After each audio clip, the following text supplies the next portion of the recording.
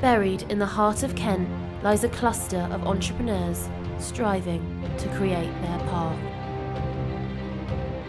All it takes is an idea.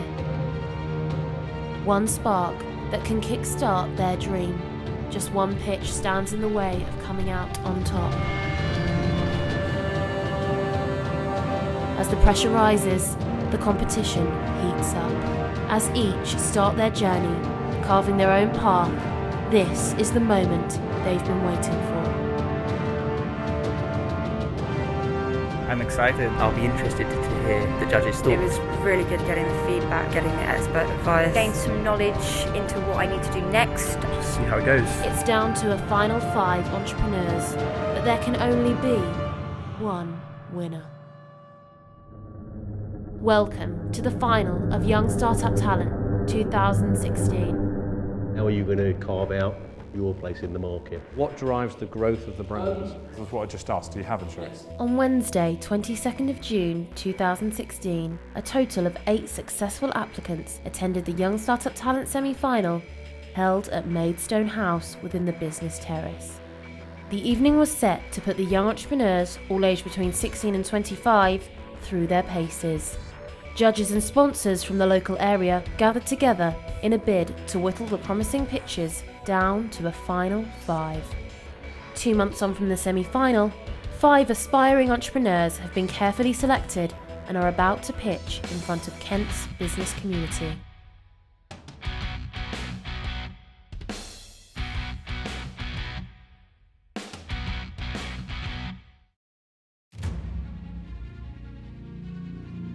Joining the panel for a consecutive year is a man passionate about his local community and seeing young people develop. His knowledge and expertise is considered in high regard. Keith Kane. Responsible for leading a team of 16 is a passionate and driven man who is responsible for recruiting and developing his staff. Head of Media Sales of Trinity Mirror South, Michael Adamou. Responsible for the provision of the tax service to the firm's clients in the region, he has a passion for advising growing businesses on efficient capital structures. Partner of Crowe Clark Whitehill, Simon Warne. Stepping in for Pete Kenyon this year is a man who specialises in intellectual property and information technology. With years of experience in understanding clients' needs, he's a key player within the organisation, finding the best solution to his clients. Partner of Cripps, Irfan Baluch. Developing strong links with the local and national media, she has a range of knowledge in numerous sectors with a passion for helping young entrepreneurs. Managing Director of PR company Media Wordwaves and founding partner of Young Startup Talent, Lorraine Nugent. Making his debut on the judging panel for Kent is a successful 22-year-old entrepreneur who has broken down barriers within the business world. He is both the Managing Director of Encore and Creative Pod, Rob Nunn. With years of experience building up his award-winning design marketing and print agency in the Southeast, CEO of Creative Pod and co-founder of Young Startup Talent, Matt Turner. With a wealth of connections across Kent, here is a director with an eye for entrepreneurship. His current role enables him to support the SME market, while his experience is vast and includes a number of senior roles in London and the Southeast. A strong supporter of Young Startup Talent, Director of NatWest, Dara Chauhan.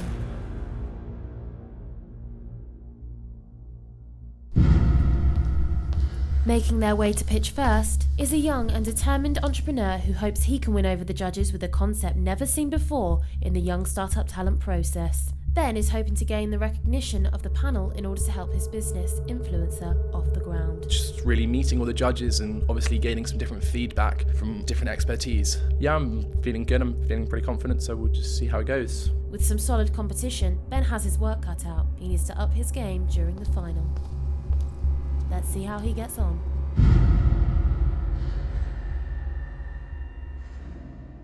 Hi, my name is Ben.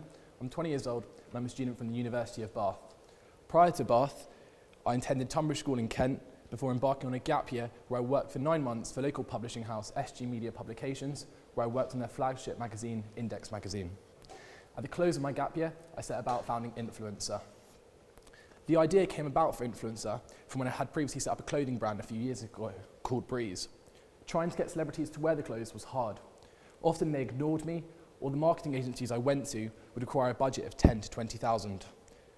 So I saw a clear gap in the market an agency that works with all budgets and one which works with celebrities and micro-influencers. Influencer is an agency that connects social media famous individuals on Instagram, Twitter, Facebook, YouTube and Snapchat with global brands. Influencer works with over 100 of these Insta-famous celebrities who are able to generate a buzz for the brands we work with. Our influencers are from a variety of different sectors, including world football star Ronaldinho, reality TV star Amy Willerton, and then we've also got some smaller influencers such as the world's fastest growing coffee publication, Perfect Daily Grind, and fashion blogger Hayley McCullough. Though we're only a few months old, we've worked with a number of large brands, including Badoo, Uber, Happen, and Crowd Mobile. The best advertising doesn't feel like advertising. We are able to get our influencers to post about products and services they truly believe in an organic voice. Currently, the business makes its money through a primary revenue stream of adding a markup to what the influencers require as their post asking fee.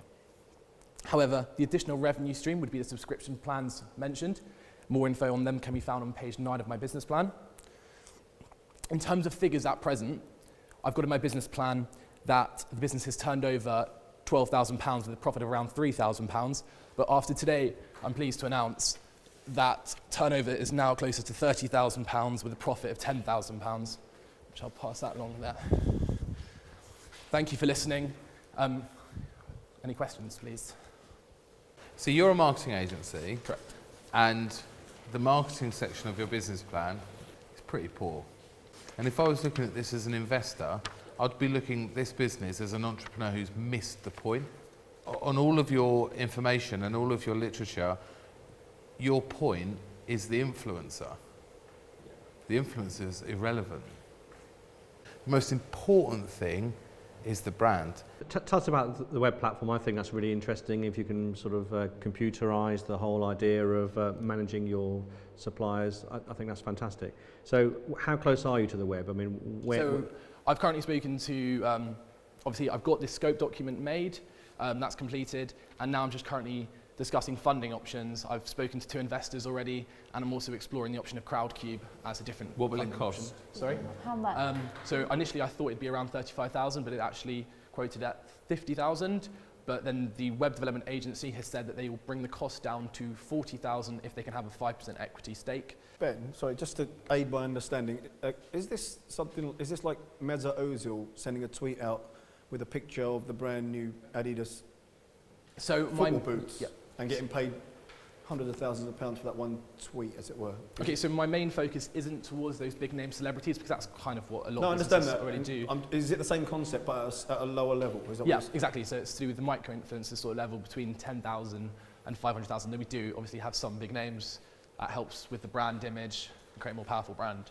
But yeah, so for instance, it's someone wearing a watch saying, look at my new timepiece, for example. Check it out at Daniel Wellington. The one thing I would say is, what's to stop an agency with all of these contacts already? What's to stop them from kind of walking into the office tomorrow and doing this right away? I mean, what a lot of people who think that don't understand is that this has taken me a very long time to do, and to build up all these influences, build up these relationships with the actual influencers themselves. Hey, you could build a relationship with any influencer on the planet, any influencer on the planet, if you tell them you've got a check big enough. The most important person is the brand. Without the brand, there's no business. The brand is like number one because they're your customer.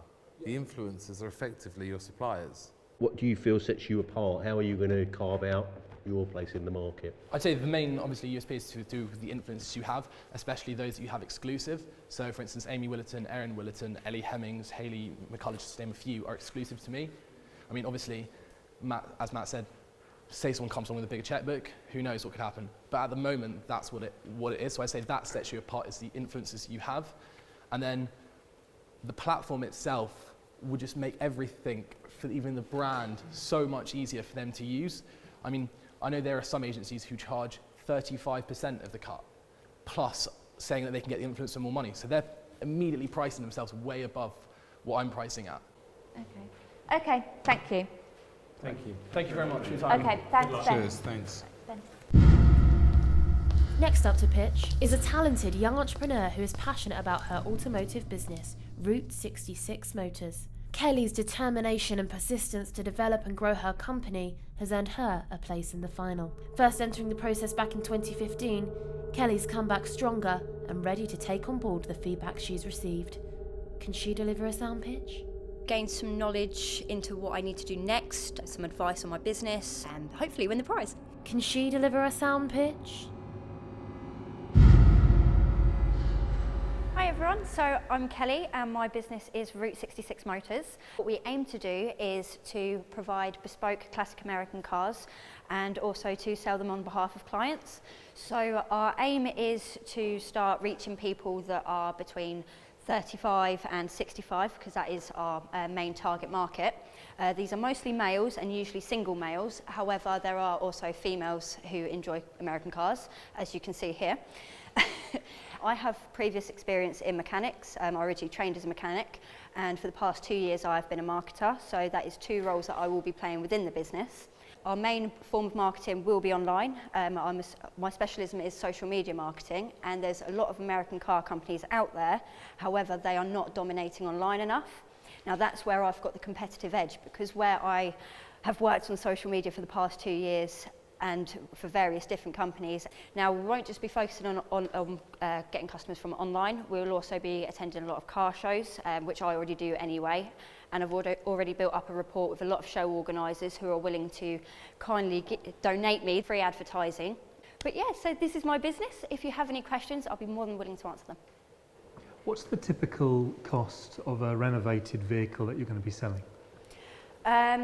Well, it depends whether we get them from the UK or not. If I get them from the UK, usually you can get them anywhere between £4,000 and £10,000, and for a sale price of usually between £15,000 and £20,000. However, if I imported them from the US, although we have the slight issue with Brexit and the dollar going really down, which has quite upset me, but there is still profit to be made. The cars are much cheaper, and there's up to 50% profit to be made in each. What's the logistic cost? Yeah, I was going to say, import costs. Sorry. I have worked out to be about £3,000 for me to go over there and search for the cars. Whereabouts are you going and for how long? Florida for a week or 2, because I will need to source parts as well. And it will cost with duty and along with getting the cars actually How many in that trip? 2. I plan to bring back at least 2 for every trip that I go on. The reason being is because you can get 40-foot containers and fit 2 cars in there, which will save me money, and I can also bring the parts over with those. I've got to say, you know, I've worked in the investment industry for a long time. For somebody that's starting up a business pre-revenue, that's probably the most realistic cash flow I think I've ever seen. Really? Yeah. I did Apart spend from a the lot fact of time that there's on that. reference issues because you've not calculated it properly, but I've done the maths because I've added it up for you, so anybody else can have a look at it. But Thank you. staffing costs is the only thing that I would say probably needs to be a bit higher, but then again it could be £10,000-20,000 higher, still making 40 grand.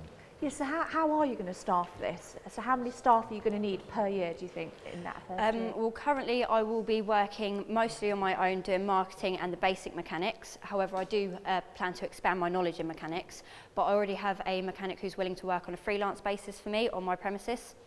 So he's also given me a bit of a deal as I'm a start-up business, but he will expect more pay, which I have put in staff wages there, which I think I accounted £800 for. So how long per car is it going to take to recondition it? That depends on the car. I guess. Roughly. Well, we plan to have each car done within 2 months, and that will take into account any shipping for parts from the USA. Obviously, shipping issues are quite common, so things can take a little bit longer. However, 2 months is the maximum that we plan to have any car in the garage actually being fixed. I like your marketing plan. Cool. I think it's good. I think your marketing mix is really balanced, and I think it's really conservative. What I don't like is your marketing budget. It's low, isn't it? It's really low. So I've done some calculations. So on a £240,000 turnover, you're going to allocate £6,000 to marketing, and that's the equivalent of 2.5% of the turnover of the business. I think that needs to be doubled. The reason I did put the marketing budget so low is simply because my experience is with working organically rather than using paid ads. So paid ads would be more of a last resort for me when I actually have a physical car to sell. How far can we go with this? How niche do you believe this business is? Obviously, we've got the American car enthusiasts like yourself that would be our potential clients. However, in the future, once I've got more experience and more of a client base and built up a rapport with our customers, I'd like to sell bespoke to-order cars. So that would be a very, very niche market. It would be people who are usually earning around 100k plus. But a lucrative market. Thank you, Kelly. Thank you very much. I hope you all liked my business. Stepping up next to pitch is a creative entrepreneur who is looking to bring her exciting and innovative business, Imperial Industries, into the 2016 final. During the semi-final, Serena grabbed the team's attention with her bespoke handcrafted upcycled coins, producing cufflinks and jewellery. It was really good getting the feedback, really good getting the expert advice, and it will only help me move forward. The judges and sponsors provided Serena with feedback and advice in order to help move her business forward. Let's see if Serena has what it takes. Can she win over the judges?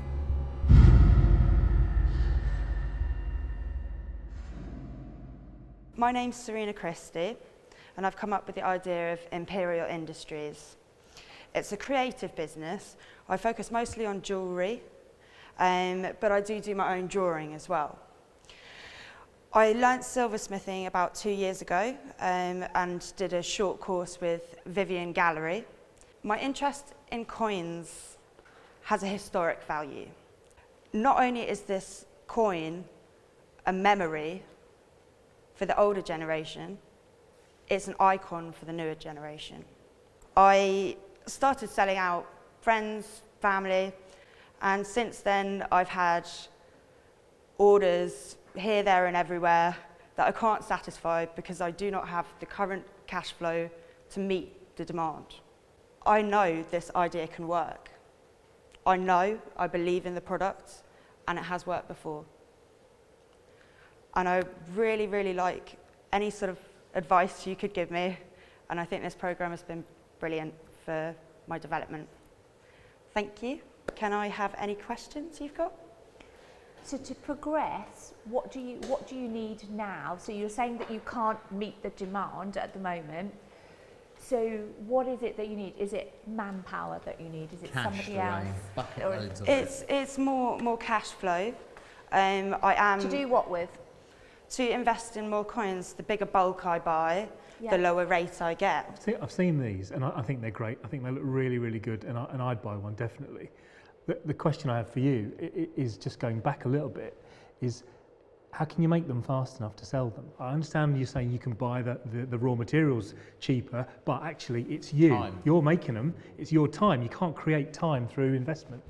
You just need more people, don't you? It doesn't take me that long to make them. Now I've perfected my technique. So are you saying that the reason you can't meet demand is because you don't have the materials? I don't have the materials, So how much more productive could you be if you had all the materials you wanted? I could make about 100 a day.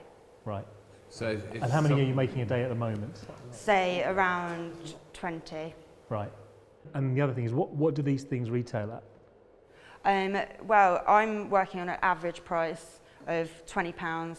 Some of them sell for £40. Some of them sell for £10. Your prices seem reasonable. The other thing I couldn't sort of wrestle with in my head was you're getting 5 times more inquiries than you are selling. So, because I'm trying to work out the gap in your cash flow. When it comes to my cash flow, I haven't been investing that much money into it because it has been an ongoing thing. I have been sort of exploring techniques. I didn't have the product finalised, and I don't want to put all of my money into it. It's a low cost base and the profits are quite huge, to be honest. You've worked out that you're going to sell 197 units, which averages 32 units a month, which is 1 a day, which if you were doing online you could sell, but I would be surprised if you do 10, 20 times that, hopefully, if you built up enough of an job. Have you thought of going, rather than going high volume, low value, just turn it into a niche product? Exactly right. And so you just do limited production runs, which are all kind of, I don't know, I've got unique identity numbers. Limited edition? Yeah, and so it's a limited edition run, but the pricing is high, and you know that after you've sold 100, no one can buy any more. it's the way of life. If you came to me and said these are £40, £50 cufflinks, I'd probably buy them. If you came to me and said they're £20, I'd think, oh, they're pretty cheap. I was wary about putting the price up that high because I'm not 100% happy with the technique on the back. Like whether I solder, what type of solder I'd use, how I'd finish the back. But now I've started gold plating them on the back and lacquering. I feel like I could charge a lot more. When somebody orders one of these, say if it was cufflinks, do you package them up? How does it arrive to your end customer? I was doing it in velvet pouches. I would much rather you print onto a velvet parcel. You think so? Yeah, I do. Because anything like plasticky or cardboardy just takes away from the value of it. You put it in a pouch. So if you're going to sell the one for 50 quid, it's better that they turn up in that than they do in a plastic. Yeah. Pop out package. I definitely wanted to do something, maybe have a label made in Britain and sort of tart it up a little And I bit. tell you what, you'd sell hundreds and hundreds and hundreds and hundreds and hundreds a month in the States if you were to put made in Britain and sell them to every trade stander, eBay seller, anything out there that would take them, because the Americans love the English. Brilliant. Thank you. Thank you. That's great. Thank you. Thank you. Next up to pitch is a passionate entrepreneur with buckets of enthusiasm. University student Eduardo Botti is hoping to catch the eye of the panel with his app, which aims to bridge the gap between local restaurants and big food chains.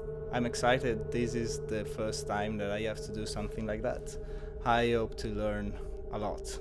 The fast-paced semi-final enabled him to polish his elevator pitch and business plan. With this year's Kent final heating up, can Eduardo prove his concept and win over the judges?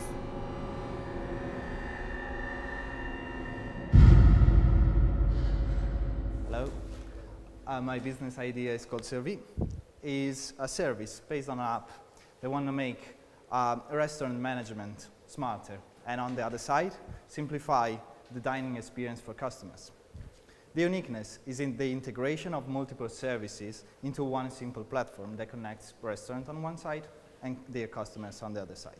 For example, on the customer side, we have an intuitive guide. They show all the customers in one area, all the menus, so customers can find very easy to pick the best option that suits their needs.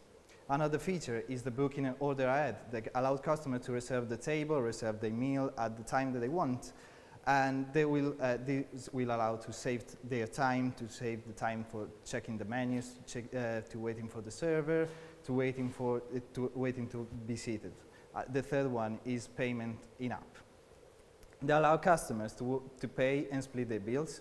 On the owner side, there will be an easy management tool that will show daily booking and orders. And this is the first benefit, that because they can plan ahead and forecast resources, let's say ingredients or staff members for the day. We can show favorite plate, average peak times. Owners can know better their customers and focus on really what they need.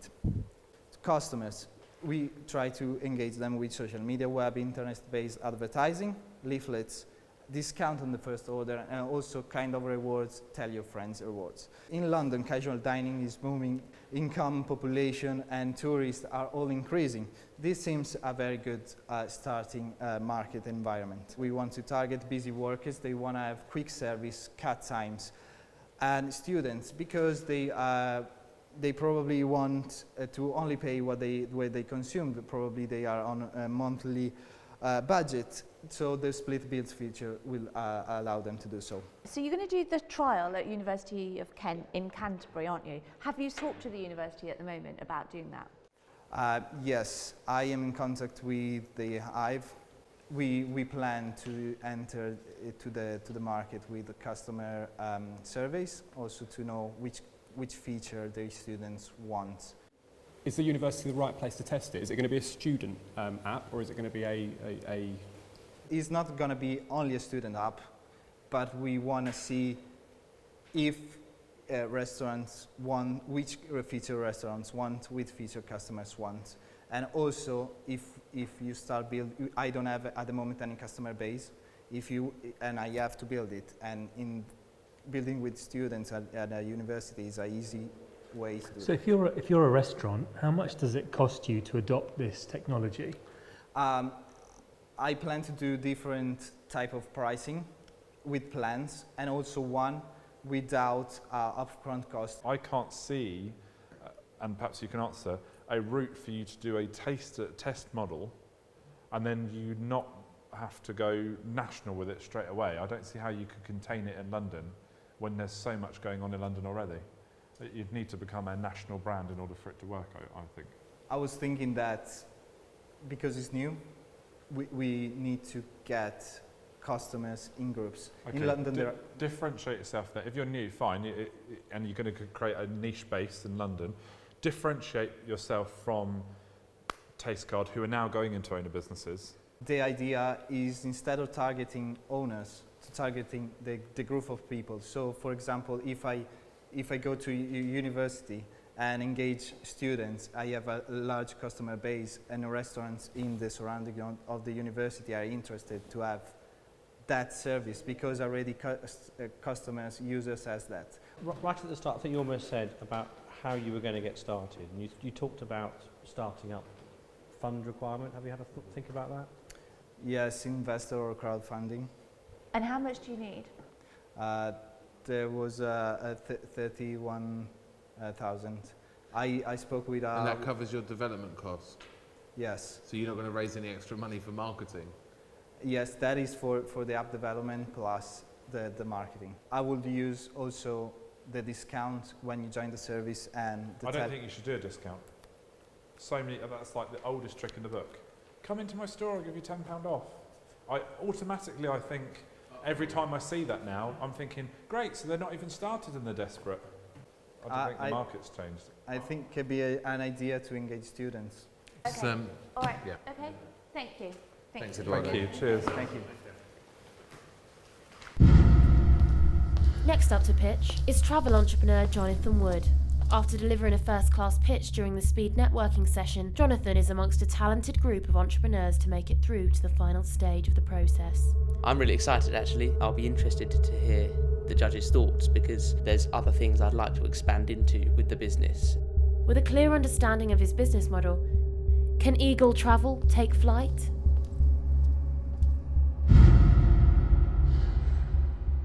Hi. Firstly, I'd like to say what an honour it is to stand here, and I'd like to say thank you very much for this opportunity. I'm here this evening to ask you to put your trust in me and my fantastic business, Eagle Travel. I found in 2011, when I was 11 years old, when I was just looking for flights to Spain for my holiday to Spain with my family, I found a good deal, but I found how difficult it can be to look for the best deal that's suitable for each and every customer. And that is where Eagle Travel comes in. I want to make it more accessible, but also easier and more simple to have a booking made for you, which is tailored to a customer's needs. Since May 2014, when we started, we have had 65 customers, which is, as far as I'm concerned, quite a good achievement, considering we've had a very limited and small amount of marketing done, and the majority of our advertising has been through until recently through word of mouth. In 2015, we had a turnover of £20,690 and a net profit of £3,165. At the moment, we charge a markup of, in some ways, as much as we can get, reasonably speaking. However, I'd like to change that and instead, starting in 2017, have a service charge fee of 15%.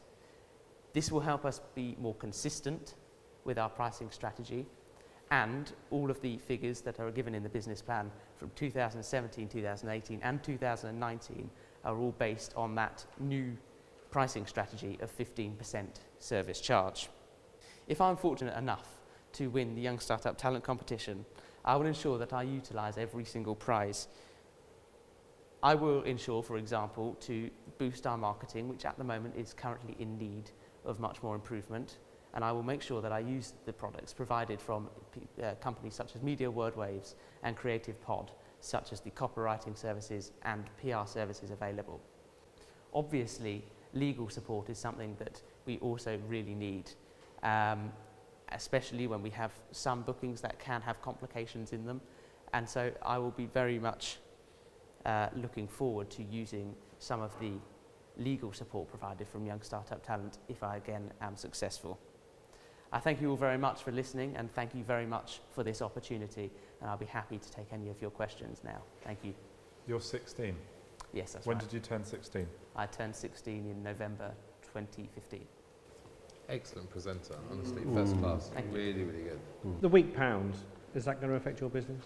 I haven't seen it affect the business at the moment, and obviously I would presume that the pound would grow again. And I feel that even though that weak pound might affect us slightly, in the long run there won't be too much of an effect at all. So you're making a profit, but are you paying yourself as well? Yes, I pay myself a wage of £850 A month? No, a year. And Okay. as well as that, I take 20% of all of the profits from every booking. And are your bookings mainly from the UK or outside the UK? All of them are in the UK. So Yes. every time you take a booking, you take 20% for yourself straight away? It's taken, well, when I say it's taken immediately, I mean it's taken as soon as that person has landed back in the UK and we know there's not any problems. Do you have to be ATOL registered or ABTA registered? No, so you don't actually have to be either of those, technically speaking. All of the bookings that Eagle Travel make are made through ATOL protected companies. We would never make a booking through any company that isn't ATOL protected. So, and you don't have to be registered to the Association of British Travel Agents? No, you don't. It is a tick in the box for some people, but at the moment I don't feel that the £5,000 you have to spend on that to get ABTA registered is worthwhile. Yeah. Exactly. Okay. And what deal, if any, or do you want a deal with an airline directly, so then you can become the agent? It would be nice, however it's not a channel that I've explored very much in much detail recently. I like to use the fact that I'm 16 as an asset and not as a Which is hindrance to my exactly business. why you'll get a deal with an airline. Right. I can help with that. But yeah, there's exactly why you should be exploring all those avenues. Brilliant. Thank you very much. Okay. All right, thank you. Thank you. Thank you very much. Thank you. Thank you.